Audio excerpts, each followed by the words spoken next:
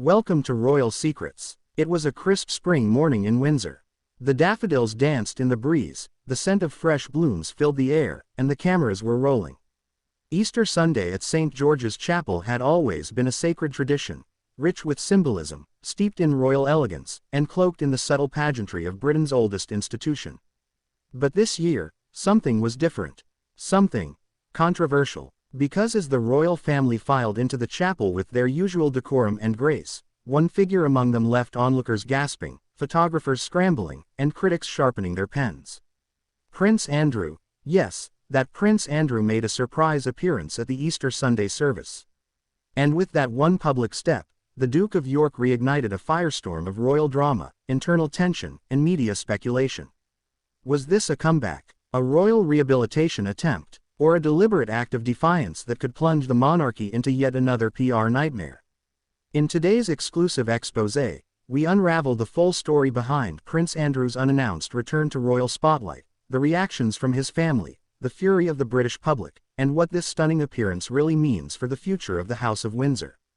Stay with us, because this royal resurrection might just tear the crown apart. We need to rewind. Because to understand the weight of this moment, we must first confront the dark shadow that has followed Prince Andrew for years. Once dubbed the Queen's favorite son, Prince Andrew was a war hero, a royal heartthrob, and a staple of British high society. But everything changed when his ties to convicted sex offender Jeffrey Epstein were exposed. What began as whispers turned into headlines, and those headlines became a global scandal.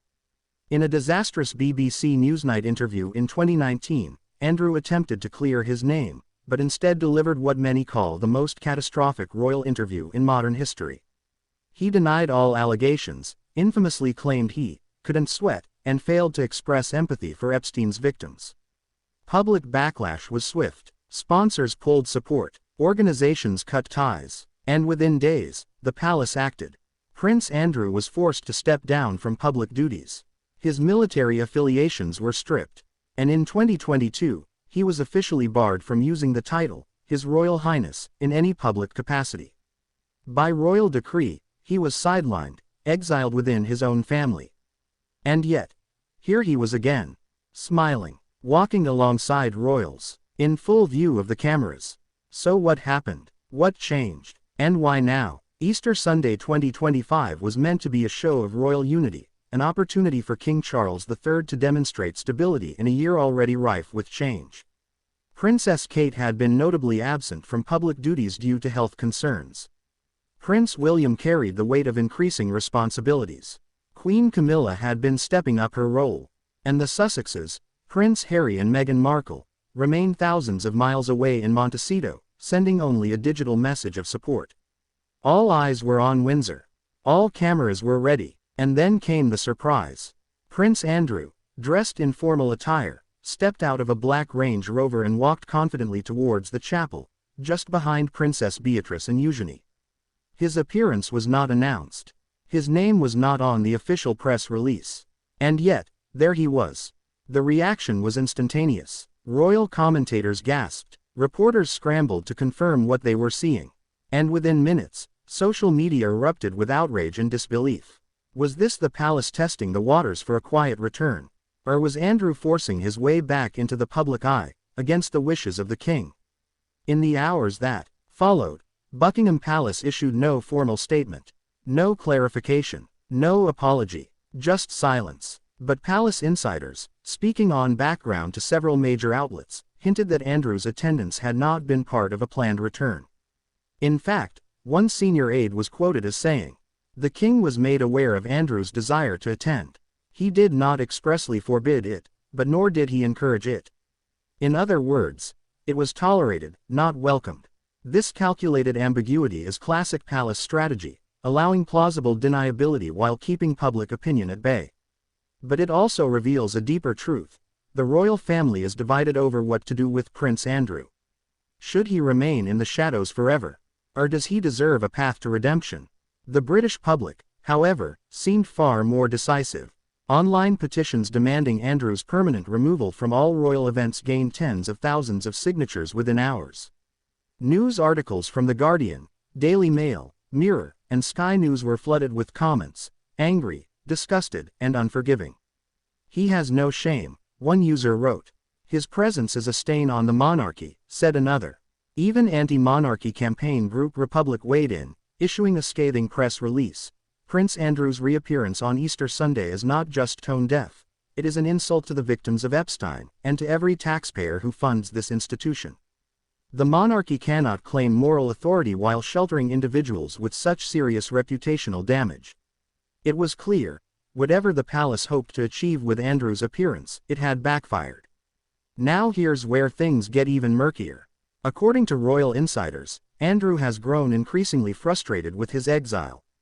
Living at Royal Lodge in Windsor, an estate he refuses to vacate, he has reportedly been lobbying senior royals to allow him back into select public events. Princess Beatrice and Eugenie, who remain beloved by the public, have also pushed behind the scenes to rehabilitate their father's image. But the real question is, what does King Charles want? Some reports suggest the king is torn. He loves his brother, but fears the PR damage of any misstep. Others claim Queen Camilla is firmly against Andrew's return, while Princess Anne and Prince Edward remain quietly neutral. And then there's Prince William, who, sources say, is adamantly opposed to any role for Andrew. One insider told The Times, William sees Andrew as a threat to the monarchy's future. He believes the damage is permanent, and he's not willing to risk the crown's reputation for the sake of family sentiment. If true, then Easter Sunday wasn't just awkward, it was a direct challenge to the next king's vision. The Easter shockwave is only the beginning. Because Prince Andrew didn't just appear, he presented himself. Watch the footage closely, and you'll notice the staging was almost cinematic. The car slowed, the door opened with perfect timing, and the Duke of York stepped out in full view of cameras. He wasn't hidden behind taller royals. He wasn't shielded by aides. He walked side by side with Princess Beatrice and her husband, Edoardo Mappili-Mozzi, offering polite nods to photographers and smiling for the lenses. It didn't feel like an accident. It felt intentional. Royal observers were quick to point out how orchestrated the optics seemed. The perfectly ironed suit, the polished shoes, the composed facial expression that communicated neither apology nor arrogance, but something else entirely, entitlement. This was not the look of a man begging for forgiveness. This was a man who believed he still belonged. A man who, despite public outrage, media humiliation, and royal exile, refuses to fade away. But if this was a stage, who directed the play? One of the most fascinating characters in this drama is Queen Camilla. Now firmly established as the matriarch of the royal family, Camilla has wielded her power with careful subtlety. But insiders say she was not pleased by Andrew's appearance at Easter, and certainly not by the media storm that followed. Though Camilla made no public comment, true to her media-avoidant nature, sources close to the Queen Consort revealed she was furious that Andrew would hijack the moment, during a time when the royal household was meant to project stability, not scandal. She reportedly confronted King Charles behind closed doors, expressing concern that such public defiance from Andrew would send the wrong message, and potentially alienate younger generations of royal watchers who are already skeptical of the monarchy's relevance. She understands public sentiment better than anyone in that family, one royal aide confided. And she knows that the public will never forget what Andrew represents. So, if Camilla has Charles's ear, and William holds his future, why was Andrew allowed back at all? The answer: we need to explore Prince Andrew's current life, his isolation, his mindset, and his increasingly desperate moves behind palace walls. Since his forced withdrawal from public life, the Duke of York has largely confined himself to Royal Lodge, the sprawling mansion he has refused to vacate despite pressure from King Charles. Cut off from public engagements and stripped of royal patronages, he has reportedly spent most of his days in solitude, plotting a return. According to friends, Andrew sees himself as a scapegoat. He believes that the public misunderstood the Epstein affair, and that the palace abandoned him in his darkest hour. Some close allies even say he compares himself to Harry, a royal outcast for different reasons, but one who continues to dominate the headlines and rake in millions. He thinks, if Harry can stay in the spotlight, why can't I? A former courtier revealed, he doesn't see the scandal the same way the rest of the world does. He sees a path back to public life. And Easter was his first test. A test he seemingly devised on his own, against the advice of senior royals and royal communications staff. But no matter how polished Prince Andrew appears, his past looms over him like a thundercloud that refuses to lift. The 2022 legal settlement with Virginia Giuffre, a woman who accused him of sexual abuse when she was just 17, still casts a long, dark shadow. While the agreement did not admit guilt, the payment, reported to be over £12 million, spoke volumes. And here's the kicker. The documents remain sealed. The public has never seen the full terms. The palace has never acknowledged the specifics. And Prince Andrew has never fully explained his side, beyond the now infamous Newsnight interview, which only deepened the scandal. Any attempt to return to public life without addressing these ghosts isn't just tone-deaf, it's inflammatory. Legal experts say that if Prince Andrew attempts a broader comeback, pressure will mount for those court documents to be unsealed. Transparency will be demanded, and royal protection will no longer serve as a shield. That means one thing. The comeback might not just fail, it could ignite a legal and media war. Prince William has largely avoided the Andrew saga in public, but insiders claim he is far more forceful behind the scenes. As heir to the throne, William has made it clear that the next generation of royals must be scandal-free, and Andrew has no place in that future. According to royal insiders, William refused to walk alongside Andrew at the Easter service. The two were reportedly kept apart on purpose, with staff coordinating seating and entrance routes to avoid public proximity. William wants a clean monarchy, one palace source stated bluntly. No more distractions, no more crises, and definitely no Andrew. This quiet but firm resistance signals a generational rift within the royal family. A rift between those clinging to the past, and those trying to build a future. But can William hold the line if Charles refuses to act decisively? Easter 2025 may mark the official beginning of a new public relations war within the House of Windsor. On one side, you have palace courtiers trying to shield the monarchy from further damage. On the other, you have Andrew's loyalists, still operating behind the scenes, leaking stories, framing narratives, and pushing for quiet reacceptance. Some conservative outlets, like the Daily Express and Telegraph, framed Andrew's appearance as a family moment, downplaying its controversy. Others, like The Guardian, The Independent, and even segments on the BBC, were far more critical, calling it reckless, offensive, and dangerous. The result, a fractured narrative, mixed messaging, and a confused public wondering whether the monarchy has truly learned from past mistakes, or is simply playing a game of public distraction. Behind the palace gates, the Easter service sparked more than just public backlash, it triggered a royal standoff. At the center of it all, King Charles III, torn between his duty to the crown and his loyalty as a father and brother. Charles has worked relentlessly to modernize the monarchy, trimming costs, streamlining appearances, and rehabilitating its public image. But Prince Andrew is a stain that refuses to fade, and the king's handling of his brother is beginning to raise serious questions. Why has Andrew not been forced out of Royal Lodge? Why is he still permitted to attend family events? And why does he keep appearing in front of cameras despite public outrage? The uncomfortable truth: Charles is paralyzed by emotion. One senior insider described the monarch as deeply conflicted, saying, "He loves his brother. They grew up through intense family trauma, and Charles still sees him as the little boy who needed protection." But that sentiment is now clouding his judgment as sovereign. Royal protocol demands distance. The monarchy survives by sacrificing the personal for the political. But Charles, caught in the crossfire between public duty and private affection, seems unwilling, or unable, to sever Andrew's royal ties for good. And now, the monarchy may pay the price. While the world focuses on Andrew, two other figures are maneuvering quietly behind the scenes: his daughters, Princess Beatrice and Princess Eugenie. Both princesses have largely avoided controversy. They've built careers, maintained quiet family lives, and carved a path free from scandal. But make no mistake, they are fiercely loyal to their father. And insiders say they're pushing back against the narrative. They believe their father was treated unfairly, one royal source said. And they're quietly lobbying for his gradual return, not to frontline royal duties, but to family life, events, and even public support roles. But here's where it gets tricky.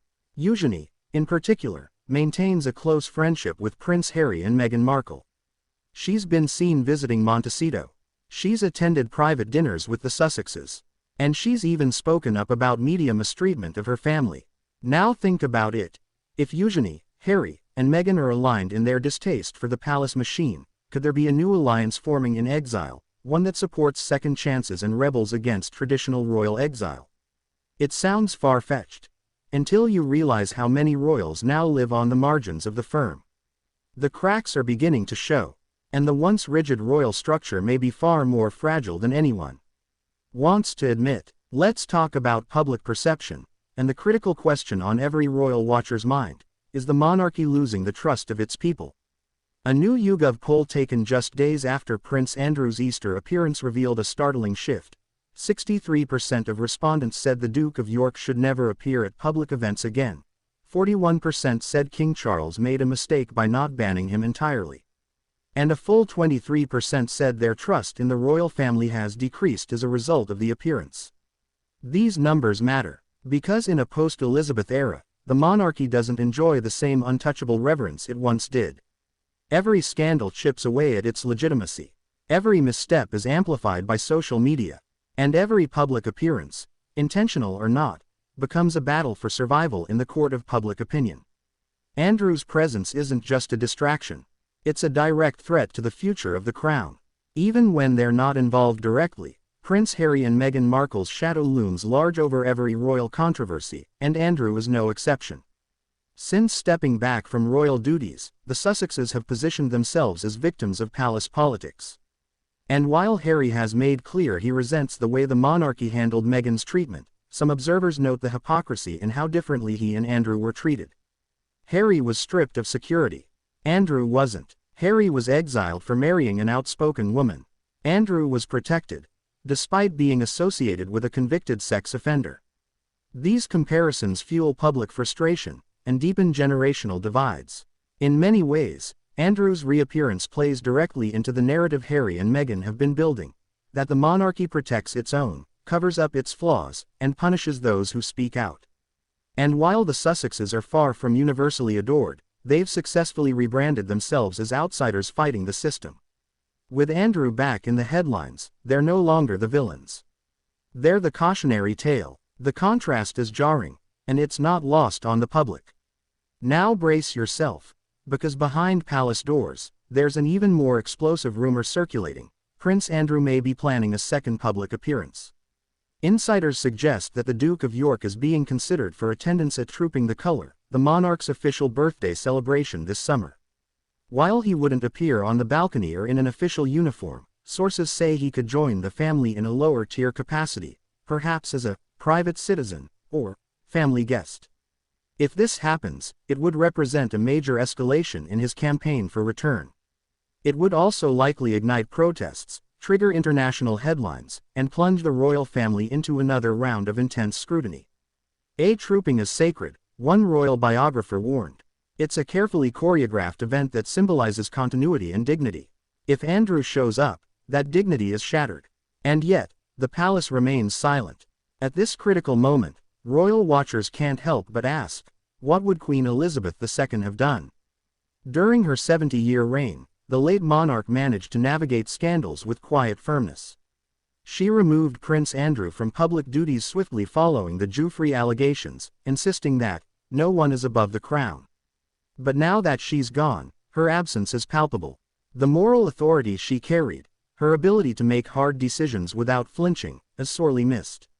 Charles, for all his efforts, struggles to command the same respect.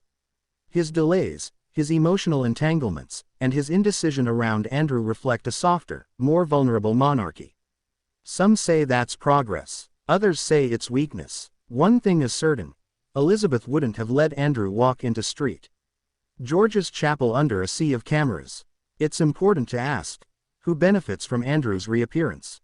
Believe it or not, there are factions within the palace, and outside of it, who see Andrew's presence as useful. His scandal generates clicks, his controversy distracts from other issues, and for some royal loyalists, he represents a cautionary victory, someone who took a fall for the family and now deserves quiet rehabilitation. Royal commentators have noted a shift in tone from certain publications, some of which appear to be testing public reaction by featuring more neutral or even sympathetic portrayals of the disgraced Duke. Are these stories being planted? Are alliances forming within the media to slowly shift the public perception? It wouldn't be the first time. After all, the British monarchy has long been a master of survival, not through transparency, but through narrative control. And that's what makes Andrew's return so dangerous. If the media begins to soften the edges of his scandal, what comes next? Thanks for watching, and please don't forget to subscribe.